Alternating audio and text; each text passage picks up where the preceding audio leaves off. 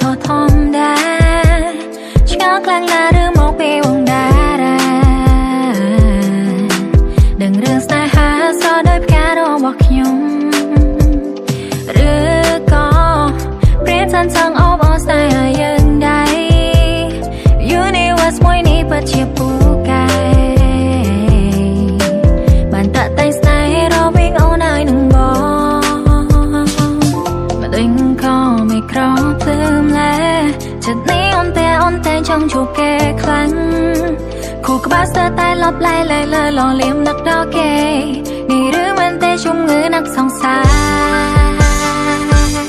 លំស្នេហ៍សង្សារខ្លួនឯងហើយពេលនេះលោអើយលោគ្មានពីជាតិនេះសំណាងពេកហើយបានតែបងរឿងខូចក៏មិនចេះគ្មានឡាយសំបីម្ដងប្រាំប្រាប់ទៅម៉ាក់បងផងកូនអ៊ីល្អយ៉ាងនេះបងចូលធ្វើឲ្យអូនលំខ្លាំងលែពេលដងអូនចង់ឆេះពេលឃើញបងដងធ្វើគោឲ្យចង់ថាបចង់ចាំចូលបែដងប្រាំប្រាប់តគ្នាផងថាក្នុងបែដងអូនមានបងម្នាក់កូន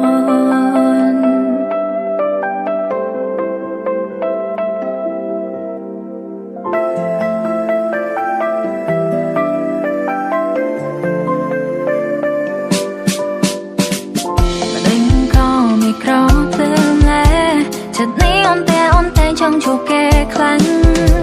គូក្បាលស្ទើរតែលប់លែលើលងលៀមនឹកដល់គេនេះរឿងមិនទេជំងឺណាក់សង្សារ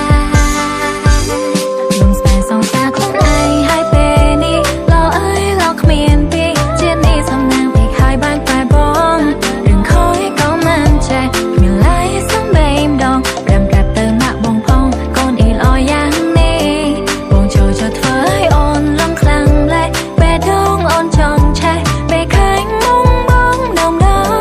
ធ្វើគោឲ្យចង់ថាបចង់ចាំចូលបែដងប្រាំប្រាប់តគ្នាផងថាក្នុងបែដងអូនមានបងម្នាក់កូន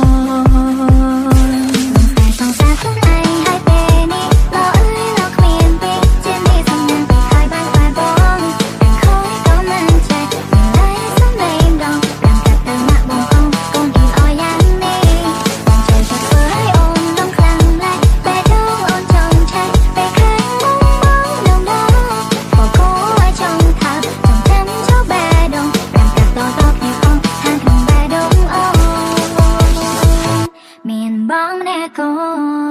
ន